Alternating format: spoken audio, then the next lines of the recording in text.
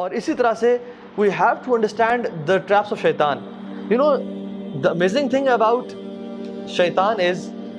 he is very patient. وہ بہت صبر سے چلتا ہے، آہستہ آہستہ آہستہ آہستہ آہستہ آپ کو لیتا جاتا ہے، حتیٰ کہ آپ وہ ایکشن ہم لوگ کر دیتے ہیں۔ شروع میں نہیں کہے گا کہ کسی کے پاس شیطان رکھے، نہیں کہے کہ بات سنو نماز نہ پڑھو، بات سنو زنا کرو، کبھی نہیں کہے گا۔ کیا بولے گا کہ ٹھیک ہے نماز پڑھ لو، اچھی بات ہے، بہت لازمی پڑھنی ہے، نماز نہیں چھوڑ سکتے ہو، لیکن ابھی تو 3 گھنٹے پڑھے نماز کی قضا ہونے میں، ابھی تو تم یہ گیم کھیل لو یا اس دوست سے فون میں بات کر لو، وہ جو تمہارا کام ہے پریزنٹیشن بنانی ہے وہ کر لو، بعد میں پڑھ لینا، ٹائم ہے ابھی۔ اور آپ کام کرنا شروع کرتے ہیں اور گھنٹے بعد آپ کو یاد آتا ہے کہ نماز رہتی ہے، پھر آتا ہے کہ نماز پڑھو گے تم، چھوڑنے کا تو سوال نہیں پیدا ہوتا، لیکن پہلے یہ کام کر لو، پہلے اس دوست سے کال کر لو، یا پہلے یہ چیز کر لو، تمہارا ہوم ورک رہتا ہے یا تمہارا یہ پروجیکٹ رہتا ہے، اس پہ تھوڑا کام کر لو، اور آرام سے فری ہو کے دل کی تسلی کے ساتھ فوکس ہو کے نماز پڑھنا۔ تو آپ کو اس نے کیا کہا کہ پرائورٹی تمہاری یہ ہے، جب فری ہو جاؤ گے پھر نماز پڑھ لینا،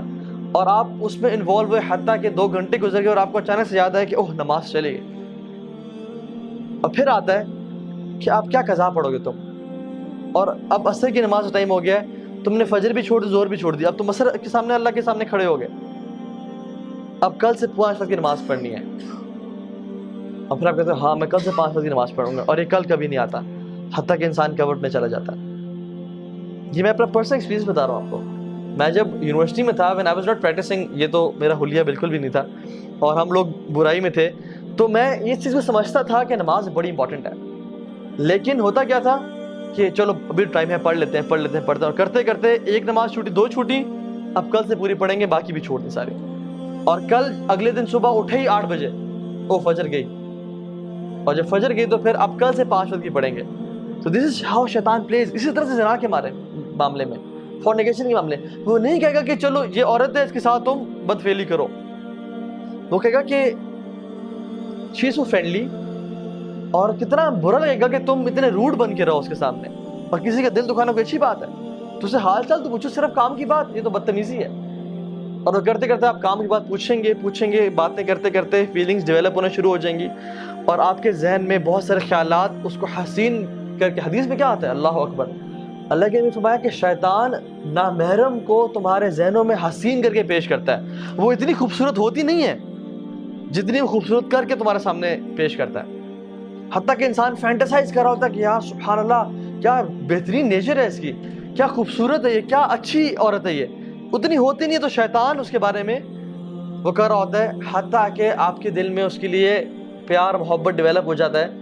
and you die to meet her. اور جب آپ میٹنگ کرنے جاتے ہیں تو آپ کو نہیں کہتے تم نے تو یہ چیز ذہن میں نہیں ہوتی کہ تم نے اس کے ساتھ برا گناہ کرنا ہے، بس ہوتا ہے کہ we'll just meet, I'll just see her, I'll maybe propose her or something،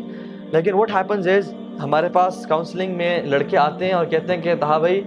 ہمارا ارادہ بھی نہیں تھا، لیکن حالات ایسے بنتے چلے گئے کہ ہم سے یہ گناہ ہو گیا، اور اب کیا کریں، کیا اللہ معاف کرے گا؟ اور پھر آتا ہے اور کہتا ہے کہ اب تم نے اتنا بڑا گناہ کر لیا، اب تم اسے چھوڑ دو گے، یا تمہیں اللہ تعالیٰ معاف ہی نہیں کرے گا، تم کس طرح رب کے سامنے معافی مانگو گے؟ تم نے تو یہ پرومس کیا تھا کہ میں یہ گناہ نہیں کروں گا۔ تو اللہ سے بھی نا امید کرتا ہے۔ آدم علیہ السلام سے اس نے یہ گناہ کروایا نا، لیکن توبہ کروانا، کیونکہ فرسٹ ایکسپیرینس تھا اس کا آدم کے ساتھ علیہ السلام، توبہ کروانا جو ہے نا اسے نا امید نہیں کر سکا۔ آدم علیہ السلام نے کیا کیا، ربنا ظلمنا انفسنا وان لم تغفر لنا وترحمنا لنکونن من الخاسرین۔ تو اس نے ارادہ کیا کہ آج کے بعد میں ان کو گناہ بھی کرواؤں گا، اور کہوں گا کہ تم اس منہ سے توبہ کرو گے، 100 چوہے کھا کے بلی حج کو چلی۔ یہ جو باتیں ہیں نا کہ اللہ سے نا امید کر دینا، this is how شیطان plays۔ تو we have to understand کہ ہم نے شیطان کو ٹیکل کہاں پہ کرنا ہے۔ the first thought comes to our mind، اس کو وہیں پہ روکنا ہے۔